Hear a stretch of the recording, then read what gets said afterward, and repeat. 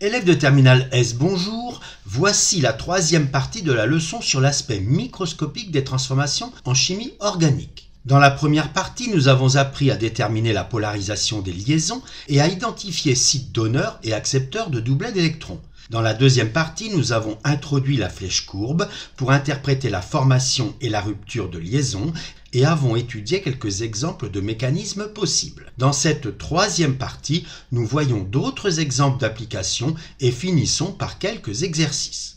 Pour décrire une étape d'un mécanisme, il faut comparer réactifs et produits pour identifier là ou les zones qui restent inchangées, mais cette étape est le plus souvent inutile lorsque les entités chimiques sont simples. Dans la zone subissant des changements, identifier la liaison formée en recherchant une liaison existant dans les produits mais pas dans les réactifs. De même, identifier la liaison rompue en recherchant une liaison existant dans les réactifs mais pas dans les produits.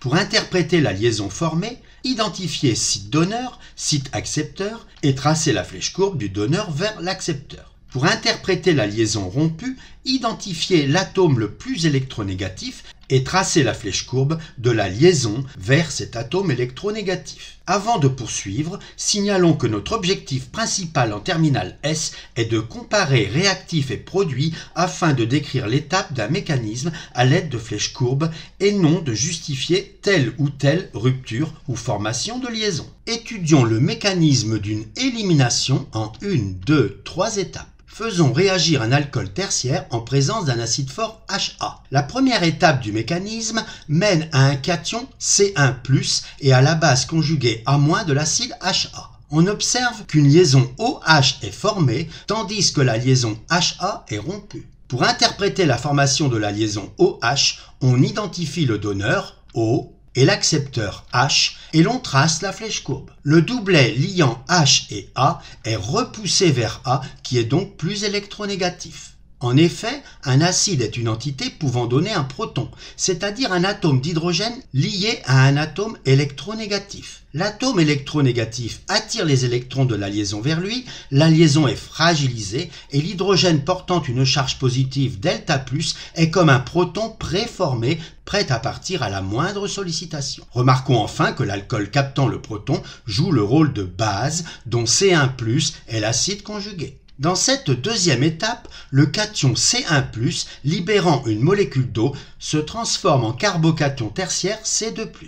On observe seulement la rupture de CO, le doublet liant est rabattu sur l'atome électronégatif, d'où la flèche courbe. Dans la troisième étape, on observe que le carbocation C2+, est transformé en alcène. Remarquons que ces 9 hydrogènes sont tous équivalents. Comme nous allons le voir, l'un d'entre eux va intervenir dans la transformation, c'est pourquoi nous écrivons par exemple le méthylduo sous forme développée. Nous observons par ailleurs que cette liaison OH est formée, ainsi que cette liaison carbone-carbone, puisque de simple, elle est devenue double. Enfin, cette liaison CH est rompue. L'oxygène, donneur de doublet, réagit avec l'hydrogène accepteur, et la flèche courbe interprète la liaison OH formée. Le doublet liant C et H est alors rabattu sur le carbone plus électronégatif. À ce stade de la transformation, les flèches courbes décrivent la transformation suivante qui ne mène pas à l'alcène mais à une entité intermédiaire. Et il reste d'autre part une liaison formée non interprétée. L'entité intermédiaire est extrêmement instable car électriquement neutre, elle possède 2 charges entières plus E et moins E sur 2 carbones voisins. Le doublet non liant va très vite basculer entre les 2 carbones pour devenir liant et ainsi rétablir l'équilibre des charges. Nous pourrons alors interpréter rupture et formation non pas séparément, mais par une seule flèche courbe comme ceci. Le bilan de ces 3 étapes est l'élimination d'une molécule d'eau sur un alcool devenu alcène. Lorsque l'on fait réagir un acide carboxylique, par exemple l'acide éthanoïque, avec un alcool comme le propane 1-ol, on obtient un ester, l'éthanoate de propyle et de l'eau. Cette réaction est limitée, elle conduit à un équilibre et même catalysée par les ions H+, elle est lente. Nous pouvons décrire un mécanisme possible de l'estérification proprement dite, donc dans le sens gauche vers droite, en 1, 2, 3, 4, 5 étapes. Dans la première étape, l'acide éthanoïque capte un proton fourni par un acide fort. L'acide éthanoïque, face à un acide plus fort que lui, joue donc le rôle de base et se transforme en son acide conjugué, le cation C1+. En comparant réactif et produit, nous identifions la liaison formée OH entre l'oxygène donneur et H+ accepteur. Nous pouvons alors tracer la flèche courbe interprétant la formation de la liaison. Dans l'étape suivante, le cation C1+ réagit avec l'alcool pour former un gros cation C2+, dans lequel on remarque la nouvelle liaison covalente CO. D'autre part, cette double liaison CO devient simple, une liaison est donc rompue.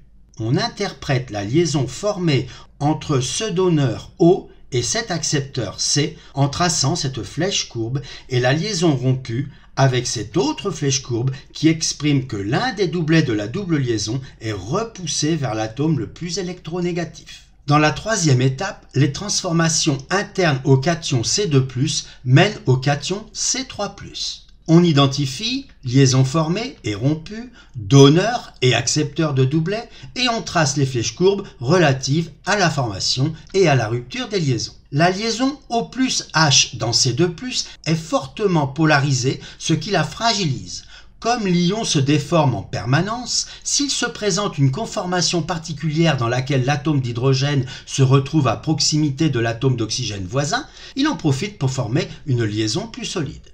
Dans la quatrième étape, pour les mêmes raisons, la liaison O+C fragile peut se rompre en libérant une molécule d'eau. L'ester est synthétisé dans cette cinquième étape.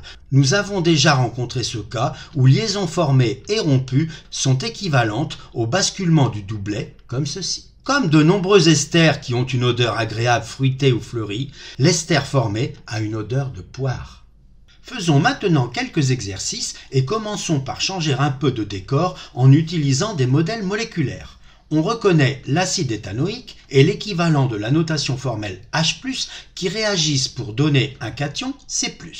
On identifie la liaison formée entre O et H et il n'y a pas de liaison rompue. L'oxygène est le donneur et l'ion H+ l'accepteur de doublet, d'où la flèche courbe interprétant la formation de la liaison OH. En fait, nous avons déjà rencontré cette situation.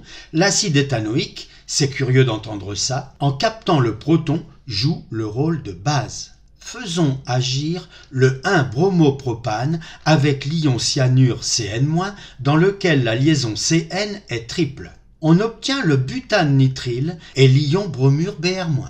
Pour interpréter cette transformation, on commence par remarquer que cette liaison CC est formée tandis que celle-ci, CBr, est rompue. Le brome, plus électronégatif que le carbone, porte une charge partielle négative delta-, et le carbone voisin, delta+. Ce dernier est donc l'accepteur de doublet. Comme il s'agit d'interpréter la formation d'une liaison CC, le donneur ne peut être que le carbone de l'ion cyanure. Voici la flèche courbe correspondant à cette formation. Le doublet liant C et Br est repoussé vers l'atome le plus électronégatif Br et la liaison est rompue. Pour entrevoir un peu pourquoi c'est une liaison CC qui se forme et non une liaison CN, puisque dans l'ion cyanure, l'azote plus électronégatif que le carbone et portant un doublet liant pourrait très bien être envisagé a priori comme donneur de doublet, observons l'ion cyanure. Le carbone porte la charge formelle -E, l'azote plus électronégatif tire vers lui les électrons de la triple liaison et prend une charge partielle delta-. La charge restante sur le carbone est donc -E plus delta-E. Mais la différence d'électronégativité n'est pas suffisante et en valeur absolue, la charge négative du carbone reste supérieure à celle de l'azote. C'est donc le carbone, avec une charge négative plus importante,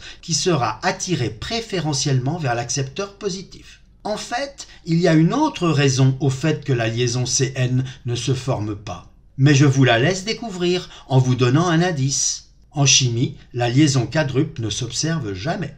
Ici, remarquons qu'il s'agit d'une réaction interne au cation qui se referme pour former un cycle. Cette transformation est une cyclisation. Pour nous y retrouver, repérons les zones inchangées par cette transformation.